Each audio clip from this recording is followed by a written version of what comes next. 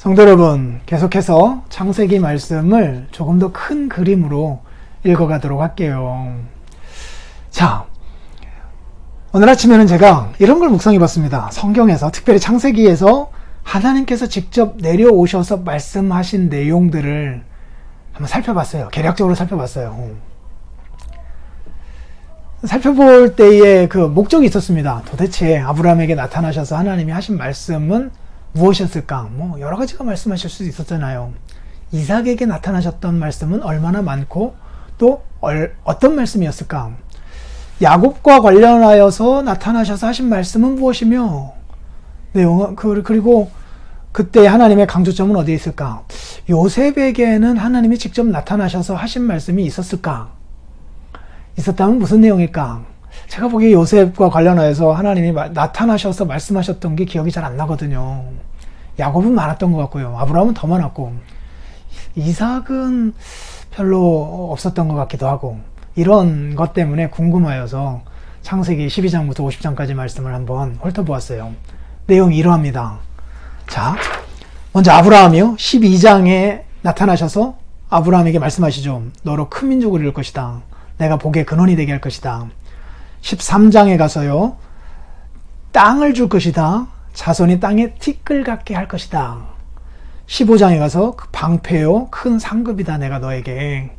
이런 말씀을 하시며 15장은 중요하죠. 15장, 17장은 사실 중요하잖아요. 12장, 15장, 17장이 아브라함과 관련해서 하나님이 오셔서 말씀하신 아주 중요한 장들인데 거기서 보면 너의 자손들이 하늘의 별과 같을 것이다. 그리고 너희들은 이방에게 객이 될 것이다. 이방에서 객이 될 것이다. 400년간 괴롭힘을 당할 것이다. 그러나 거기서부터 다시 나오게 될 것이다. 17장도 중요한 장이죠. 나는 전능한 하나님이다. 네 이름을 이제 아브람이 아니라 아브라함이라고 할 것이다. 왜냐하면 그 여러 사람들의 아버지가 되게 할 것이기 때문에. 그리고 너를 번성하게 할 것이다. 특별히 왕들이 너에게서 나올 것이다. 가나안 땅을 기업으로 줄 것이다. 그러면서 할례를 표징으로 삼아라 라고 말씀하십니다. 17장 15절에서 사라도 마찬가지죠. 사례를 사례라 하면서 여러 민족의 어머니가 될 것이다. 민족의 여러 왕이 너로부터 나올 것이다. 그러면서 영원한 언약을 그의 후손과 맺을 것이다 라는 말씀을 합니다. 그 다음에 18장에서는 이제 사라에게 아들이 있을 것이다 라고 하면서 그 아들을 통하여서 어떤 일을 펼쳐가시겠다고 약속하신 거죠. 그래서 결국은 강대한 나라가 되게 할 것이다. 복의 근원이 되게 할 것이다. 여호와의 도를 지켜 의와 공도를 행하게 할 것이다 라고 말씀하고 있어요. 자, 핵심이 뭐예요? 지금 하나님의 나라가 핵심인 거예요. 하나님의 나라를 위하여서 내가 땅을 줄 것이다. 그리고 사람들을 많게 할 것이다. 너의 후손에 왕들이 태어나게 할 것이다. 그리고 이제 출애굽기에서 주께서 본격적으로 주시게 될 그것도 여기서 잠깐 언급하셨던 거예요. 여호와의 도를 지켜 의와 공도를 행하게 할 것이다. 이렇게 땅, 나라, 그리고 법이, 국권이 서는 것이, 그 땅, 자손, 법이, 국권이 서는 것이 나라잖아요. 나라가 핵심이라니까요. 이삭에게도 마찬가지예요. 내려오셔서 주께서 위기의 순간에 애굽으로 떠나가야 할까 말까 하는 그 순간에 내려오셔서 하신 말씀이 애굽으로 가지 말고 내가 내게 지시할 땅에 가서 거주하라 라고 말씀합니다. 그러면서 땅과 하늘의 별과 같이 많을 자손과 복에 대하여 말씀하고 있어요. 그 다음에 이제 이삭과 관련돼서는 이게 끝이고요. 야곱과 관련해서도 자주 말씀하십니다. 26장에 복, 자손의 번성을 말씀하고요.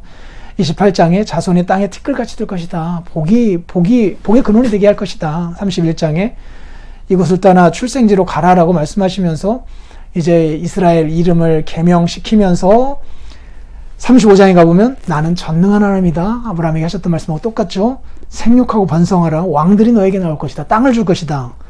46장에 보면 큰 민족을 이루게 될 것이다. 보세요. 지금 하나님의 나라가 핵심인 거예요. 그럼 요셉에게 나타나셔서 이런 말씀을 하셨느냐? 안 하셨어요. 없어요.